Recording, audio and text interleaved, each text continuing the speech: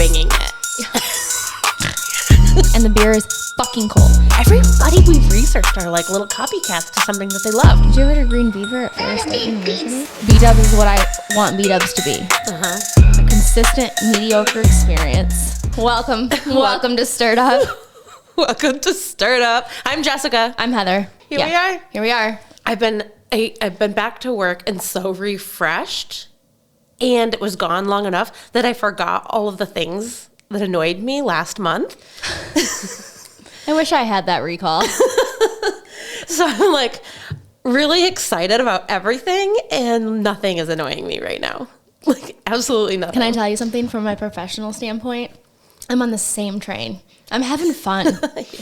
Like I work with, I don't want to talk too much about work here because I want to keep it really separate, but I work with really wonderful, smart, kind, hardworking humans, which makes 90% of your day. All right, Fireball. Okay, let's do it. Let's do some Fireball. I'll try to, maybe my 2025 goal is that I can like try to consume these a little faster.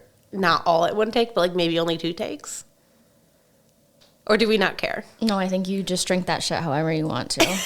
And I'll just continue to make fun of you for it. Thank you for accepting me for who I am. I know. The fact that you hate it and do it more than I do, even though I enjoy it, is wild. Because Maddie likes it.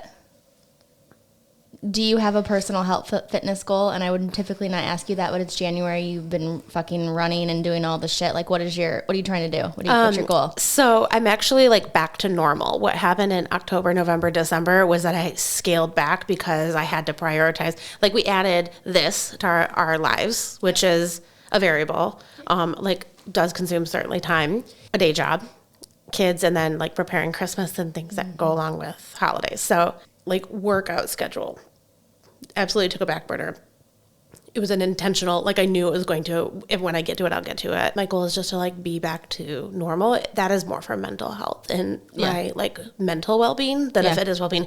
But I told you this before, I'd like to fit in my jeans again. Like I'm just, that's annoying. Mm-hmm. I would like to run a 10K this year.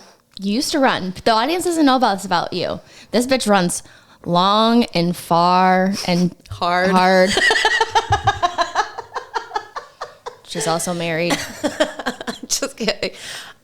I run 9 half marathons in the last 13 years. I ran my first race since having kids this past May, 2024. How did that feel? Fantastic and easy. I was well prepared. Yeah. It was fun. And then I was done and I was like, let's do a half marathon. And Katie was like, I'm never running again. And Janine was just giggling. I don't really know how she felt about it. So I texted her today and she agreed to do a 10K, but said she made like the throw up emoji about a half marathon. So I guess I still need somebody. Ricky listens. Ricky, I was going to text you half marathon. Yeah. Yeah. I'll make signs. And I'll get a lawn chair and a cooler. And I'll be ready for you bitches. Thank you. Doing my yoga. I don't know if I don't honestly feel confident. We're going to do it in Detroit, Michigan? Where are you going out of state? Have you ever done one of those Ragnars? You should hook up with my sister-in-law, Tay, and go do a Ragnar with those bitches. I think you would love it. I think so too. I've done out of state ones. Tay. Yeah, maybe. I've done. I know you don't like girls. But I do like girls running trips. Yeah, it's different. It's different. Different than you're like, we're going to shop and I'll take turns and fuck you, I'll shop all by myself. Unless it's just me and you. Tara, Lisa, and I used to take trips for running. I have some of my best memories are the trips we would take for races. I think they have a blast, these women. It's they work so their fun. absolute muffs to the ground, but I think they have a ton of fun and I think it's good like for the whole soul. Yeah. You know what I mean? 100%. I'm getting some more wine. Oh, yeah, okay. Bring the bottle. I was like, what are you doing? Okay, I have a couple things I have to tell you. I want to recap my week. Mm-hmm. First and foremost, I think I'm in perimenopause, and I need some feedback because I am not allowed to Google things because it's against my... Therapy? It's against my health plan. It's against my mental health plan. Okay. So what has been happening to me is my eye twitches... I don't have a uterus because I had a hysterectomy, but I still have my ovaries. Mm-hmm. And so I believe you still ovulate again. And so that changes your hormones. You do still ovulate. I had to process that. Yeah. And it feels like someone kicked me in the fucking hip hard again. And my hip has felt great. Now I had a cortisol shot because I had bursitis, but it's a different kind of hip pain. It's like a hip, groin, pain. Uh-huh. Okay, then my teeth get sensitive. Like, and I've never had sensitive teeth. Like I can bite into an ice cream cone. Now when I drink. And when I was pregnant, my teeth are sensitive. Yeah. There's a dot. Okay. Yeah. And then my eyes are twitching. And they twitched my first week of work, back to work, because I think it was the lights and not having the proper glasses. And we were like in just a funny spot in the office. I just did it right there. I know I'm not dying. I had my blood work, so I have severe health anxiety. Uh-huh. You know that. Yes. And I know I'm not dying. I know I'm not dying. At this very second, letting you know in 5 minutes. Right. But so I just Googled like some symptoms of You perimenopause. did? You Googled? Quickly. Just I didn't say my eye is twitching, am I dying? Like I Right, took a very objective Yeah. stance to say, okay, I'm 40, I had a hysterectomy. Yeah, like, you framed it I think I'm well. ovulating. Have you put this in ChatGPT yet? No, and I'm also sweating in the middle of the night. And ladies, when I say, sorry men who listen to us, whatever, I mean, we need to talk about when they started actually even doing any sort of testing on women to know if we should even take like. So that's a big variable, I think, in this conversation as to why you're even in the position that you're in, is that the fact that it is 2025. Women's health is and I am under 40 research. years old, and I am sweating so bad in the middle of the night.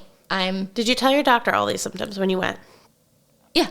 And? Well, my cortisol levels were so high, it messed up my thyroid. So, like, I got all that figured out. So, like, Okay. this is, I'm all flatlined, right? I feel great. My mind is in a good spot. My body's in a great spot. But I have these weird physical symptoms. So, anyway, long story short, it was hard when your thyroid's off to differentiate, like, other menopause, variables. pause, thyroid, hysterectomy, work stress, kid stress. It's hard to... Yeah, always. but I felt really good, particularly for like the last 6 or 8 weeks. Okay. Like really good. And now I'm sweating. My teeth are sensitive. My side hurts. So point being, is that what I'm asking the audience or what I'm asking someone to like desperate help. Desperate help. Are those symptoms? Is that true? What symptoms have you had? And how do they said this is going to last for a decade. So, Oh, God. if you already have health anxiety, Yeah, like... I want holistic doctors. I want the dish. I want all the things. I want, if you were in this table with me and Jess and you weren't on camera, what would you tell me? Where would you go? What's been your experience? What would you do? And because I just don't want to suffer through it. I have one more question Got you. on that. And I stink. You know I that. suggested, based on recommendation of a listener, Hormone panel testing. hormone panel testing. So did Kate. Yeah. So did Kate.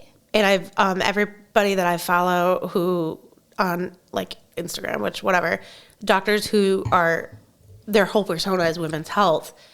Even men are actually like talking Also, who about should this I right be now. following? What women's health professionals do you ladies trust?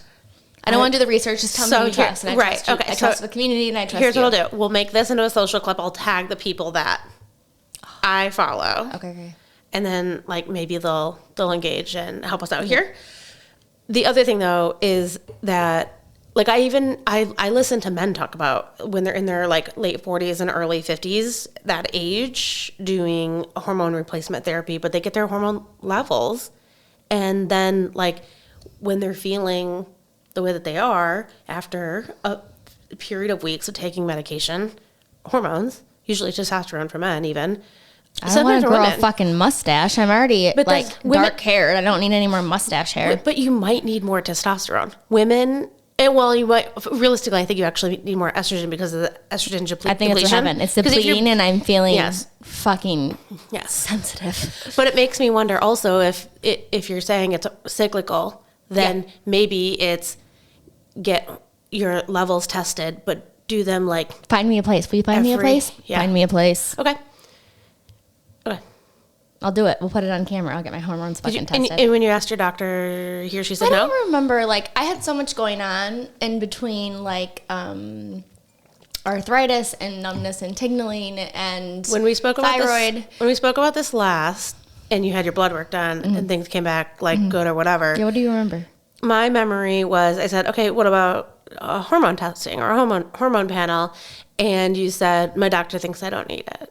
And I was like, well, go see a different doctor. And then I think you were like, fuck off. To be honest, I think you were just like, it was enough for what you could handle, right? Going to the doctor or the dentist for me is I like agree. your travel anxiety. No, Oh. I don't go to the AT&T store. I don't go to Costco. If you want me to get a new cell phone or go to, the dentist, the smell of the dentist alone makes my stomach hurt. I'm fine once I get there, but like to get the appointment and to prepare mentally about like how I'm going to set this up. Why is that? Why is it so much fucking misery? I don't know. I don't think you can ever make that customer experience better when strangers have their fucking hands on your mouth and face. Like, how do you even possibly, without drugging people with LSD? There's no way. I don't know. I don't like it. And then, but not everything has to be liked in the world either. Like some of these things we just have to get through. Okay. Okay. This week, I got my hair colored for the first time in 6 months and succumbed to the grays. Oh yeah, I have to do it religiously. My grays are ripe. I know, but I wasn't gonna do it. You're gonna go gracefully gray? I keep thinking about it. Is that what it's called? Well, that's what I call it. You teach me all the sayings. We're in damp January. Yeah, but we're more swampy January over here. Listen. I was twitching. I grew up, my parents' property's in the swamp. Like, not swamp people where we need subtitles because we're catching gators, but... Don't cover your eye. We can't see your eye twitching. It's going to be okay. It's going to be okay. You're drawing more attention by covering your eye. Do you know what it feels like? You're like... Yeah, I do. But you people look at you like, what did you... I don't know. And then my mascara runs. So, damp January. Yeah, what does that mean, Jess? What is damp January? Also, you need to explain to the audience what loss leader means. Oh, do we have that? Okay, fair. I got a couple DMs. Okay, good. Damp January is my language. I think I stole it, borrowed it. Dry January means you're obsoleting it. Yeah, you're gonna go removing it from your. Yeah, and I think that's a little extreme for someone like me. Good. I think you and I would start having seizures after the last December and November we had. We got to ease out of this like we're in rehab. You can't go cold turkey, and plus we've given birth, you more than me. Like we've had plenty enough months of dryness. Dry. Yeah, like I'm out. I don't. What do you want from me?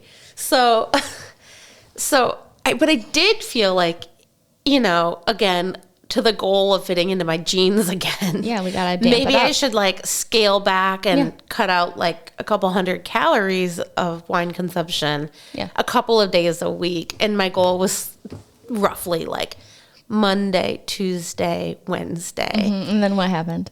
I made it Monday and Tuesday. You made it Tuesday? Yeah. Yeah. Barely. Like, quite barely. I did go to bed early, 7:30. No, we actually have been staying up late watching a show. What are you watching? It's called Alex. That's not the name, but the guy's name is Alex Cross. It's called Cross. Okay. It's on Prime. It's very good. It's really intense murder, like thriller, torture. Nope. But sweet for you guys. Yeah, I like it. Love that for you fucking people. I texted you on Tuesday and I was like, this is sort of dumb. This is sort of dumb. Which, like, normally I don't really drink on Mondays anyways. Like, I at least take one day off. So, can I make it one more day? I did. I made it one more day. And then on Wednesday, I was like, fuck it. So she texts me. And she's like, I'm not. So we're on a message with our other friend, Mars. And because we were trying to plan a happy hour next Friday and perhaps a record session. And are you tricking her into that? Mars? Yeah. Oh my God. If she. Okay. I know that she's not going to be on our podcast. She actually, that's funny. I remember the first time I tried to hug her. She was like space. Like, I need space. No, that wasn't my trick. I wanted her to at least sit in the corner and fall asleep like Mike. Okay. You know what I mean? Like, have our audience. Like, if we can do it in front of that woman, we can do it in front of anybody. And I don't think she fell asleep. I think she laughed at us. I hope so. I think she likes us. Oh, she loves us. You first, me second. It's okay. Take it. Whatever, Mars. Tuesday, I hosted 30 hockey boys, and you're going to die when I tell you this story. So, shout out to Grandma and Papa. So, we made like 9 pounds of noodles and 8 pounds of homemade meatballs and 12 loaves of homemade bread. and salad and all the things. And then the other parents donated the milk, the whatever, the brownies, fabulous fucking homemade cream pies. Some mom made. I don't even know. Anyway, so my mother and father-in-law pretty much do 98% of the work. Mom comes over on Tuesday to prepare the meatballs and the sauce. No, I'm sorry. Yeah, Monday to prepare the meatballs and the sauce. I had been told by several moms before this started that, you know, just have the food ready. Because you have 14, 15, 16, 17, 18-year-old boys. Athletes who just haven't eaten lunch since noon, went to the hockey practice. So they eat like me. They were fucking, it was like feeding the cows on the farm. So they came in and we had like, the salad was out and the focaccia bread, and then the boys brought the desserts, and like I had some other things, and like we eat in like courses. Like, yeah. Like we don't, like my dad's family just sits down and plows. Yeah. Mike's family, like we plow, but like, there's things that are laid out. Then there's going to be more. Like, we eat it, and we eat for 3 or 4 hours, and then the big meal happens, and you're so stuffed from the big meal. Like, it's not a thing. These kids come in, and they're, like, all in the fucking kitchen. And they keep getting closer and closer, closer, and they're, like, in our kitchen. And all of a sudden, and I'm like, hey, yay, drinks. Like, you know, because I'm a mom. They started to come in, and Mike's dad turns around and goes, I'm not trying to be rude, but get the fuck back. And what was hilarious about these kids is they didn't even get scared. They were like, whatever, we're hungry. Hey, and I turn and I look, and Mike's mom is, so Mike's not here. So he got the whole house ready, left for his basketball game, his coaching, whatever. And so I was home with 30 teenagers and my in-laws by myself. Yep. So when Dad starts screaming at the kids and me, I think he was mostly yelling at me and Mom. But I think it sounds better if he yells at the kids versus me and Mom. Because we know, because he was stressed. Like, they were hungry. Like, the fucking prosciutto and the focaccia bread and the salad was not doing it. Them fuckers wanted noodles and meatballs. And I turn, and my mother-in-law in front of all these kids, right? And I turn around, and my mother-in-law is drinking a Miller Lite in the corner. Fine. Good. And vaping in the kitchen. So the next morning, I wake up, and I tell Mike, like, hey, like, dinner was great. Like, your parents, like, it turned out really great. Like, I was worried, but, like, we fed the boys at 5:40. They only waited, like, first of all, they also came 18 minutes early. Next time I know. Shit's ready at 5. The other moms warned me, but I didn't understand. I didn't understand that I was going to get bowled over, and it's going to cause a whole thing, vaping, drinking, yelling, and swearing. And by the way, it was a great time. Welcome to the Smith house. Right. And yeah, what's new? Yeah, what's new? It was because they were the best. None of the kids were fun. They're the best. Like, that's and honestly, it's good for the kids. It's good for the kids, and that's why if you're the best and you're 67 years old and you want to hit the fucking vape after you've just made 25 pounds of meatballs and noodles, like, fuck you guys. Amy's a listener. Hey, Amy. Hey, Amy. Hey, Mama. Love you. Also, went to the Salvation Army and the Goodwill this week. You know that. And scored. You got excited? I've never done hard drugs, but I feel like, I told you that. Didn't I say it was better than drinking? I don't remember. You said something to that effect. I went to I'm not going to even tell you people where I went. I love you guys, but I'm not even going to tell you. Not that much. Well, I scored at the Goodwill this week. And when I say scored, I meant like, I bought like original retail, probably $4,000 worth of clothes for $76. Sweet. Between the vaping and the family dinner and the basketball games and the hair color, and got rid of the gray. That is a big week. And trying not to drink until today. Which is a flop, right? Like, that was not successful. You sent me a picture of you with an empty but partially consumed glass of beer in a public venue, and that's when I was like, I shall have some. The best things about having kids is them doing activities during the week that cause drink. So, like, it's like going to a Red Wings game, like, every Tuesday and Thursday. You have permission. Yeah. Kylie Kelsey. All right. No, I'm going to let you plug that in, then we're going to... Let's talk about BW's, the best institution in the entire world. Oh, my God. I'm only eating it in Italy or at B-Dubs. There is no in between. Jesus. Unless it's Taco Bell, McDonald's. So last week while we were recording, Bennett called and I cut it out, but I saved the clip. What did he say? You were talking about how when we were done recording, you wanted to pick up B-Dubs, and he's like, Mom, again? Come on. B-Dubs. So anyways, I'm going to tee that up with your approval, obviously. Welcome. Maybe with Bennett's approval. Anyways, sorry. He's more credible than me, so I'll go ask my kid. Yeah, I don't know what, I actually know what it is. I like that when I'm in B-Dubs, I feel like I'm in my basement, but I don't have to clean it up. I thought about that really hard today. Okay. Like if we were in the pole barn. I don't feel that way at all there. Why? I do very much feel like I'm in like a commercialized organization. Like it doesn't, when I'm at the creek, I feel like I'm in my basement. Okay. And all my friends are over and I don't have to clean it up and I don't even have to get my own drink and, all that. Okay. But at B-Dubs, I feel like I'm in somebody else's world and they don't have, so here's my family tries to simulate 26 TVs because professional sports are on when there's only 3. Okay. So that's your feeling. Yeah. Yeah. And we don't have to clean it up and we don't have to cook it. You know what I mean? And the beer is fucking cold. Somebody tell me that no beer is colder than B-Dubs. But I see it. Like it smells like it's sticky. It's sticky. Yes. Sticky. It's fucking sticky. I agree. And it's kind of arcadey, like kind of weird like that for me. That's my vibe. Yeah, it feels like a little bit of a bowling alley mixed with McDonald's. Yeah. Because you can drink at a bowling alley. Yeah. Kind of sticky. But then like pump you through like McDonald's and like a little impersonal, in my opinion. Maybe different, like if you know. When you have your name on the chair, it's not on. Do you have your name on the chair? Well, I don't, but I'm pissed.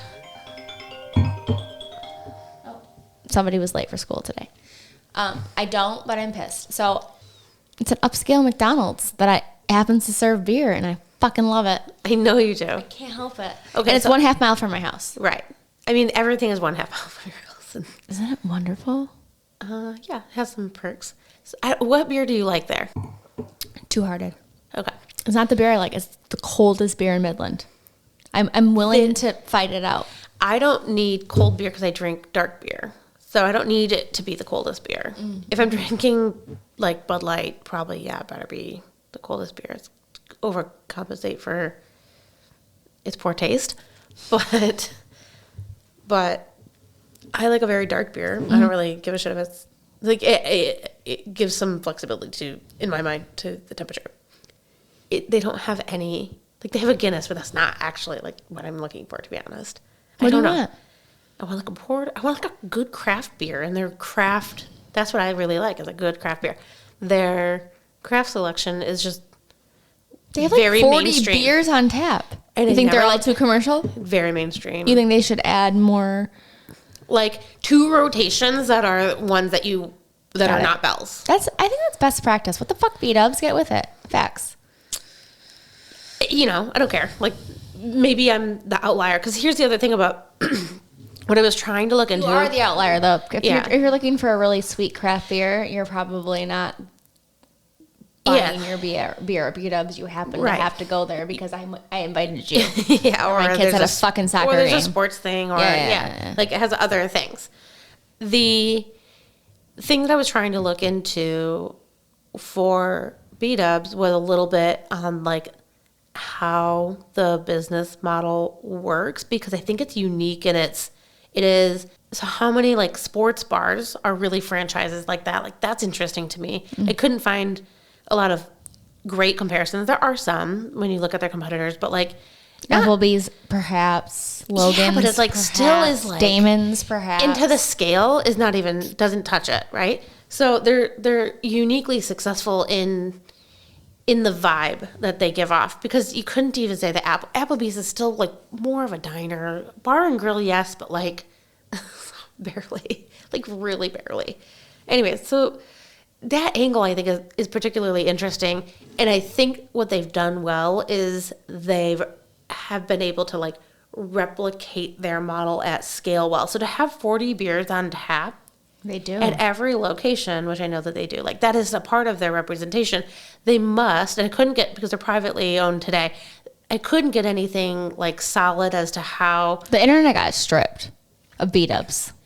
And I think things changed when they were bought out and went private. So I'll just, like, at a high level, just allude to that.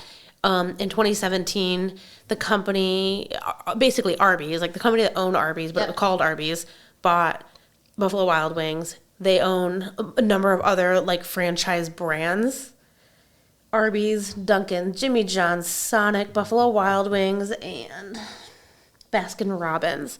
So, like, truly diverse. It's not like their bread and butter is like all these sports bars and different sports bar brands. They have a niche in every category. But once Arby's brand bought that out and they became Inspire brand, there's a financial company, that like a holding company, that is the holding company, but it's a private equity company that owns them. Yeah. So they don't have to be transparent about pretty much anything, honestly. That's what I couldn't find. I'm like, what are you doing for the world? Yeah. So that was difficult to do. I think we can make some assumptions and we can talk about it. They're fine. I said earlier also then in this case, we're winging it. We're winging it. Jessica thought about that. We're doing our best. $1 million answer. But so even if we don't have the facts, I'm just willing to have some fun hypothesizing. Because you said, I tried to cancel today, and Jess goes, no, I don't really think we can cancel. We got to do the work. I was like, all right, we're going to do it. So, well, let me just finish my thought on, so the 40, I'm just going to hypothesize on this. I think it's very interesting to be able to successfully, as a franchise brand, carry 40 different beers. So you must have to have, I think, what are you doing, Two Hearted? Two Hearted is their craft beer, knowing that it is what is going to be acceptable. It's part of the strategy. Like if we're in Pittsburgh, it's probably whatever. Or Yingling. Midwest. Yingling. Yeah. Maybe. Yeah. But it still is still like, smart for a franchise. And still like McDonald's customizing a cherry Coke and a blueberry Coke and a vanilla Coke depending on where you live. My point is that those are still massively popular. Like there's no risk in those choices. It would be a risk to say like Grand Armory pumpkin spice latte is going to be on tap. That is a true risk, and I don't think it's one that Buffalo Wild Wings can afford. Do you think it's a risk if you have a true strategy and customer experience to say, hey, today our draft specials are? Like, how do you scale personability at a restaurant, or we try to scale it? Well, that's what I think they don't. Business to business. That's what I think they haven't been able to do is scale the niche markets they serve. Yes. Okay. Yes. Okay. Can I go first? Yes. All right, good. Because you made me fucking do this, so I get to go. You're welcome. You're welcome. So today, it's an Atlanta-based company with stores and restaurants in all 50 states, including Washington, D.C., the Philippines, Dubai, and then so on. Yeah, everywhere. In 2020, which is the most recent data I could find, they were like 3.7 billion. Today, my gut says they're probably almost to 4. Sure. They were originally Buffalo Wild Wing Weck. And I'll tell you what Weck means in a minute, but they originated in 1982, so 2 years before I was born. They're only a 42-year-old company. You want to know what's funny? Multiple times in the history of our podcast, which is only a quarter years old, we talked about your birth year. Well, the Tigers won the World Series the year I was born, so thank you. It matters. Lord, God, Michigan, and the fucking Tigers. And they used to be called BW3. They were. Because of that wax? They've had So they were founded by James Disbrow and Scott Lowerly. So Scott's parents were James' skating coach. He was a figure skater. And a figure skater. He was. And they were also his guardians. Scott's family, I assumed, hosted and coached James. Okay. So James and Scott's family were at a skating competition at Kent State University in Ohio. Okay. And after the event, the sporting event, they were unable to locate a restaurant that served like buffalo-style chicken wings. Okay. And like soon after that, they were like, well, we really need these chicken wings. They decided to open their own restaurant. Stop. I'm sorry. We just really need these chicken wings. Yeah. Were they from Buffalo? No. Why did they so desperately, living in Ohio, want... This is the thing I couldn't figure out. We don't know. I have done so much internet research, and I have no. My job is to tell stories, like my physical and my like. Yeah. I have so many gaps in the stories. That's why I feel like this is anticlimactic. So, in all fairness, like it's interesting. We'll just make jokes about it then. Yeah. Like, I just needed the buffalo to the chicken I was wings. so, and they skied and they did this and they were figure skaters. My gut says they were rich fuckers. And they didn't get chicken wings. And they were just really craving chicken wings. Like, They opened other places up where they skied. Yeah. Like, I'm presumably being a twat waffle, but I pretty much feel like that they had a bunch of money, couldn't find wings, and said, oh, we're going to open wings and pretend we're smart. Because they didn't exist in the Midwest. It was very much a Fact. Buffalo, Even fried New things. York. Yeah. Okay. The weck is, the original title refers to beef on a weck, which is a sandwich originally served at a restaurant. It was a New York delicacy, thinly sliced roast beef, and then a word that I cannot pronounce. We'll put it in the comments. Kuymmelwec. Kamulek. Fuck you. Which is basically, if you're Italian, a hard roll topped with salt and caraway seeds. And we added some au jus and horseradish. So it was the first sandwich after the weck came from. Hold on. Oh, okay. This is in the 80s, right? 82. 82. 42 years ago. It's a chicken sandwich? No. It's It's a beef sandwich. That's right. On a stick? Or it's cooked on a stick? No. So this is where I was getting confused because it's a Buffalo Wild Wings with the chicken wings. But it wasn't Buffalo Wild Wings. It was Buffalo Wild Wing Weck. Okay. All right. Again. Yeah. Was the Weck sandwich the really thing, like, wonder what. And then we happened to serve they just happen wings to call because it we're Buffalo Wild Wings? that was my question the whole time, like how much influence did they have over chicken wings coming into the like I can't find any answers. Me too. This is why I wanted to discuss it. Irritated. I did do a little bit of this research too. What influence did you have on moving that style of food? So did you learn the history of the chicken wing too? A little bit, but I want you to tell me because so I feel like I felt like I learned that more than I like read this thing about the initial sort of Buffalo Wild Wing thing that you're describing to me, and I was like, this is not mathing. Like, I just don't understand this, so I just moved on. I was hoping that you knew, but that's okay because we can just. I didn't. I did a lot of research around it, but math isn't math. And I think there's something fun about just speculating based on what we know, and then maybe we can learn more later. I love it. It's a good mystery. I agree. So the chicken wing was something that was considered a waste product in restaurants. They cooked other parts of the chicken. Or the liver. Sure, yeah. Like, it was not something that was considered of value. Mm-hmm. It was thrown away. I think it was like a woman, if I'm remembering the story correctly, at a restaurant in Anchor Restaurant in Buffalo, New York, said, like, this is wasteful. There's still meat on this, like, in a nutshell. My words, not hers, but I'm paraphrasing. And let's use it. Let's not waste this. Fried it up, and people loved it. Like, she served it in a way that people loved. So that was in the 60s. So it was the originator of the chicken wing. So my question sort of was like, did these boys play hockey in Buffalo and just loved it? And like, figure skaters. Oh, see, I pictured hockey players. Figure skaters. You're right. So the chicken wing. We don't know why. Yeah, hold on. So the chicken wing becomes a thing. Very Buffalo, New York thing, but kind of obviously. And it actually was like 20 years later when B-Dubs actually brought their first restaurant to Buffalo, which I didn't understand what that cheeky comment was. 20 years after they started. That's right. The 80s. I didn't understand through my research what the cheeky comment was. Like, they finally did it in Buffalo. I couldn't tie it back till you. I wouldn't go to Buffalo. That'd be like imposter syndrome. That would be a tough thing to do. Really? To take your copycat, kinda. Everybody we've researched are like little copycats to something that they loved.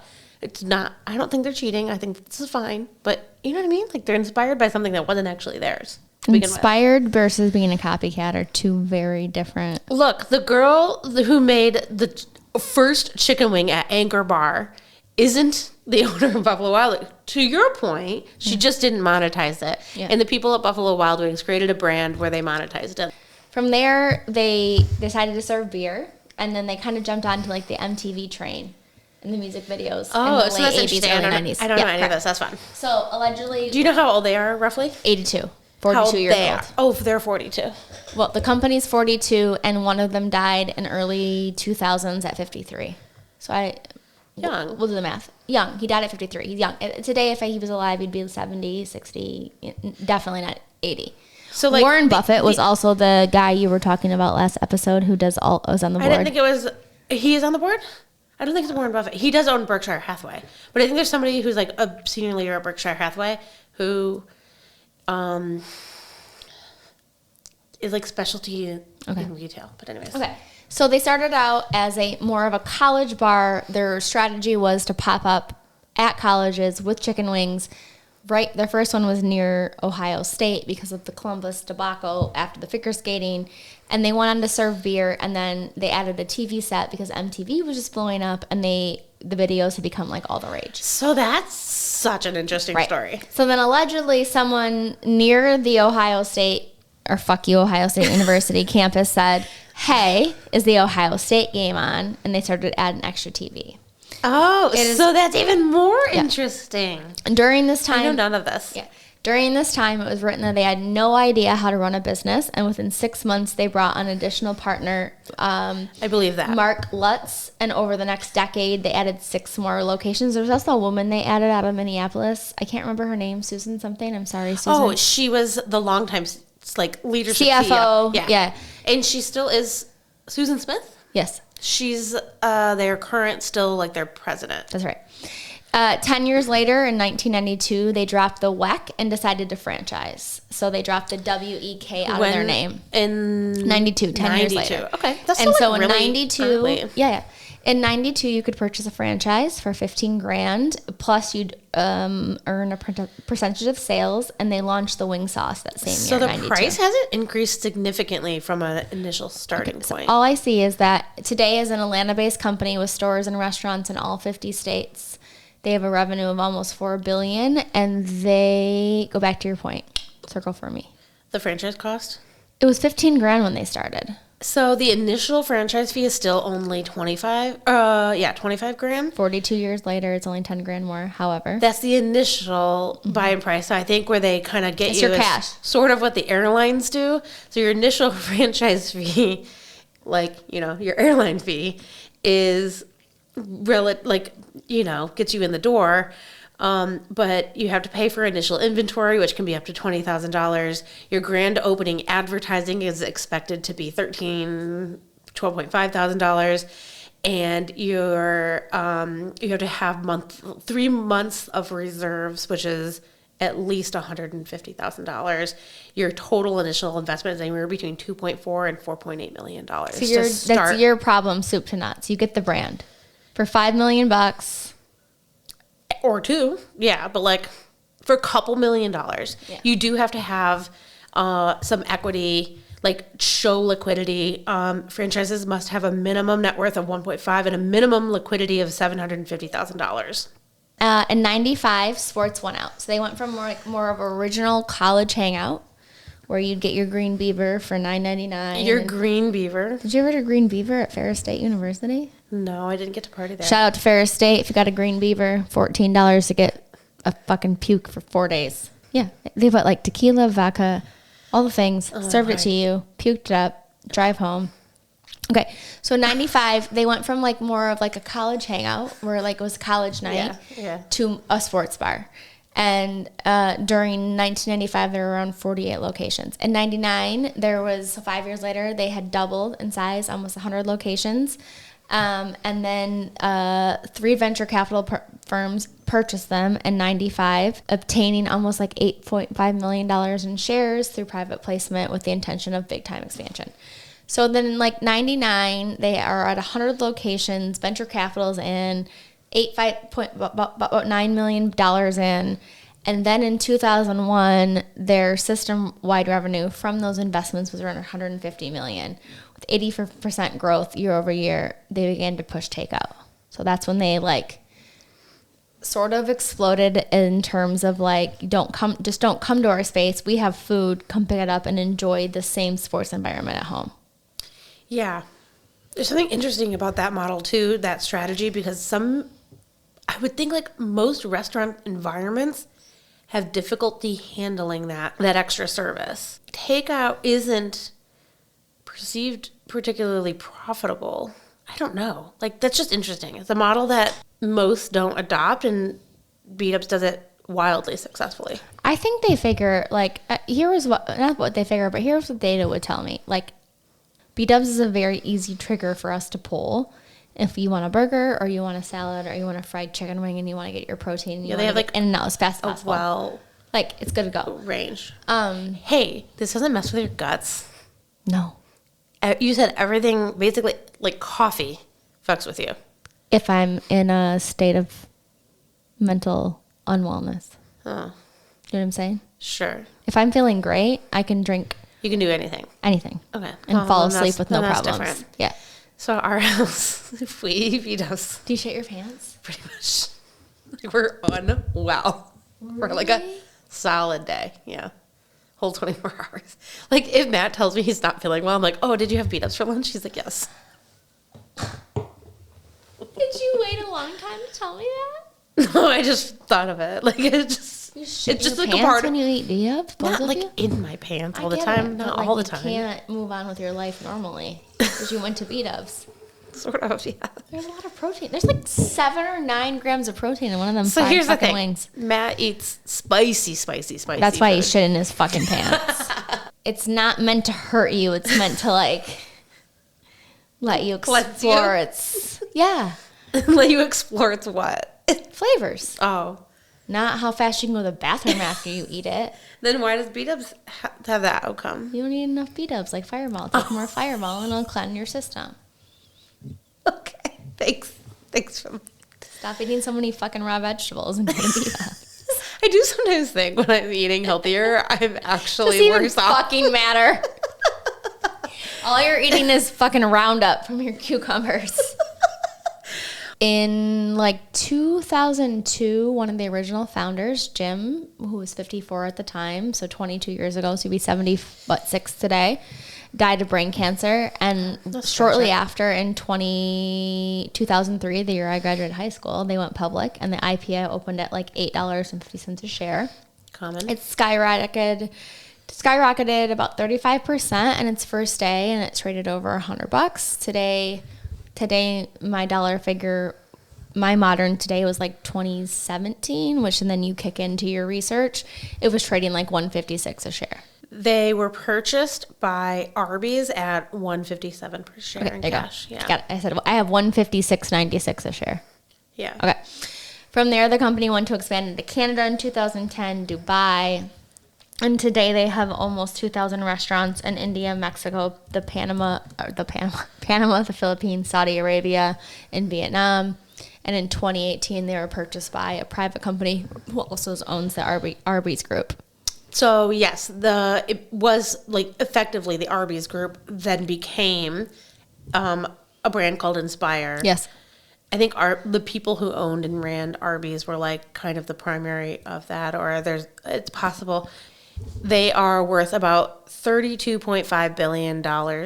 They have collectively 32.6 thousand, so 32,000 restaurants between Buffalo Wild Wings, Sonic, Jimmy John's, Mr. Donut, I've never heard of that, Dunkin' Donuts, and Baskin Robbins is the brand that they own. Makes sense. Ready for fun facts? I love fun facts. Okay. The company is currently the largest server of draft beer in the entire country and arguably the world. Makes up only 20% of their revenue. Yes. As a percentage of total sales, traditional and boneless wings are neck and neck. Though you might think traditional wings are easily the most popular item on the menu, you'd be wrong. Traditional and boneless wings each comprise about 21% of their overall sales last quarter. What is your meal? You get a sandwich. Oh, okay. No. I started out with a honey barbecue chicken wrap with honey barbecue lettuce, tomato, cheddar cheese, and some sort of ranch with a side of fries for about 5 to 7 years. Then I went all flats, bone in flats, not the wings. Oh. Like the flats, like the wings that aren't not the where it's heavy on the top and low on the bottom, like a dick and balls, but like more of like a, I don't know how to explain it. It's okay. You don't have to. Like, it's just You know what I my, mean? it's my More own of like ignorance. a true tiny chicken thigh. A tiny chicken thigh. Okay. With half plain, half like some sort of rub, Chipotle barbecue or Sure. lemon pepper or whatever. Now I had my first, after my 40th birthday, December something, had my first mushroom Swiss cheeseburger. What made you change your mind? I never ate mushrooms or onions my whole life. Oh. I think it's part of perimenopause. And Oh, now, and it must have been my chickpeas with onions. and now I have that burger. I don't like mushrooms, though. Yeah.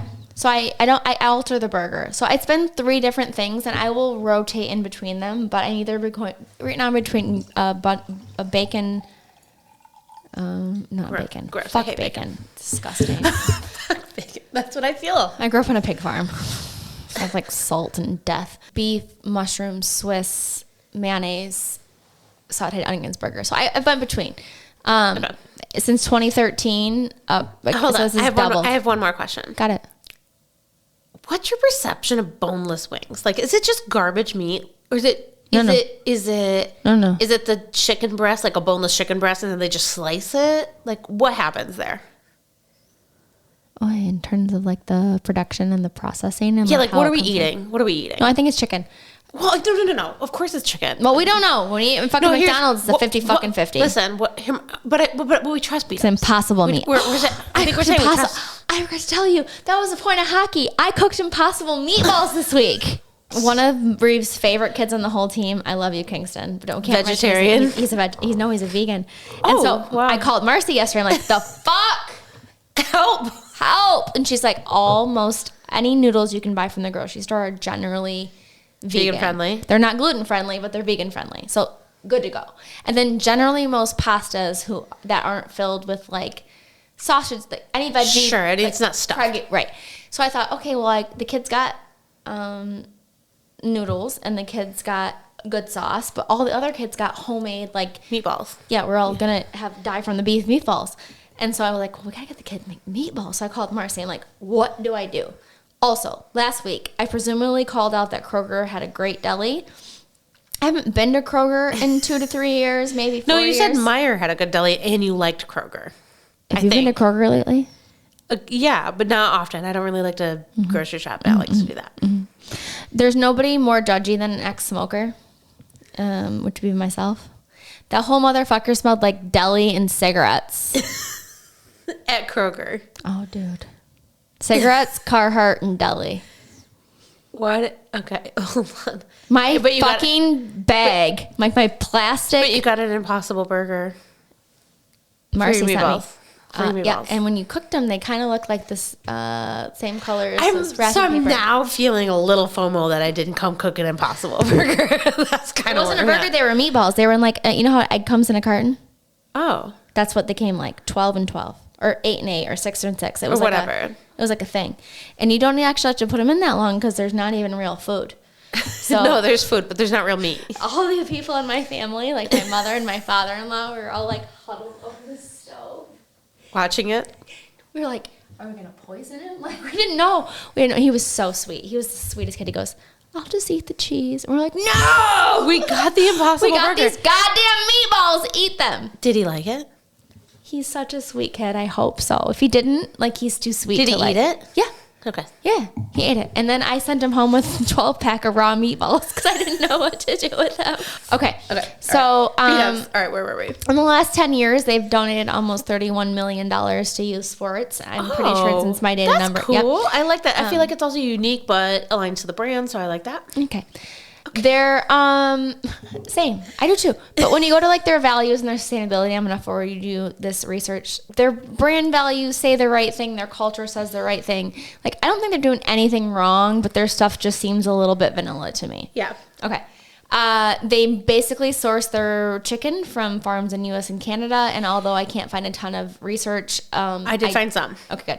They don't like antibiotics, and they're trying to push for humane practices. Fair or false? True. Okay. They source them from one single supplier, which I do like, and everything that I can see from that supplier is like doesn't suck. How credible? Like I wouldn't be shocked if we showed up at the farm and we were like, These chickens have one eye and one leg, and we don't know what's happening. yeah, like there could be anything, But from the way that they position themselves, at least. They have awareness. They think they should care. A couple last minute things to loop around for context. If you remember, you guys, between 14 and 19 or 20,000 was the average median income for a family dollar or dollar general employee. And then we talked about Costco last week, which is around $60,000 for like their average employee. So this data is not super new, but it's not super old either. So give me plus or minus 6 years. Okay. The average Buffalo Wild Wings manager equals in the United States around 50 grand, 49,122. Which is about 35% below the national average for managers who are managing franchises and or restaurants of that capacity. Interesting. The average executive makes around 225, and that was also 225. The executives do. Mm-hmm. That's low. Very low. But that's also you're around like 6-8 years of data. Like it was very hard for me to figure out what happened between publicly traded and privately owned. Yep. And then like I looked at like a couple scandals. Like we always try to look at sustainability or are you dicks? Like all I can find is like there's nothing overly juicy. Have they had some DEI issues in terms of like they had some men of color, some black men in particular came in, asked them for their credit card before they even ordered. And they were like, well, is this a club? Like, are you asking for everybody's credit card before you ordered? And come to find out they weren't. And also that's bad judgment on like a couple of people, not a systematic issue. That's my takeaway. Yeah. Right? One time in LA, a rat fell from the ceiling. I've been in Midland a very long time at the B-Dubs. I feel more comfortable there than sometimes my own children's bathroom. Do you know what I mean? Like, so they have had a handful, if not more than 24 one-off issues, but comparable to the size, the scale, the whatever, I can't find anything overly fun, fun and exciting or alarming and controversial. Yeah. B-Dubs is what I want B-Dubs to be. Uh-huh. A consistent, mediocre experience. Yeah. With cold fucking beer, which makes your mediocre experience an exceptional experience. And chicken, which is about 9 grams a wing, and if I can eat 6 of them, then I've had 500 grams of protein, and I don't have to clean up, and the babies are happy. 500 grams of protein. Nice math. Okay. So 6 times 8 is 48. Plus clinking. 0, 480. Heather's clinking, but it would have to be like an outrageous scandal to have changed Heather's mind. Oh, fucking outrageous. And even then, you'd probably fight it. Because you want the fucking B-Dubs. If I'm hungover, I'm going to B-Dubs. If I'm happy, I'm going to B-Dubs. If I'm sad, I'm going to B-Dubs. If I'm feeling exceptionally bougie and like I need some vegetables, then I'm going to the fucking country club. Outside of that, I'm going to B-Dubs. Even my sisters joked like, where are you, B-Dubs? Yeah, I am at B-Dubs. Grandma doesn't live here. Who's cooking? So are we clinking your clothing?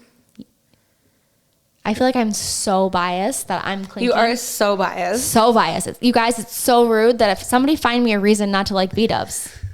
I'm looking in my Jessica's shitting her pants and I'm a loyalist. I'm looking in my notes to see if there's anything more notable. I don't feel strongly one way or the other. Therefore, I'll be clink. You fucking love B-Dubs and you're going to clink and they're not any reason not to clink. And here I am just being like, I'm not completely picking up what you're putting down, but I'm like, I'm with you. I'm going to clink. Okay.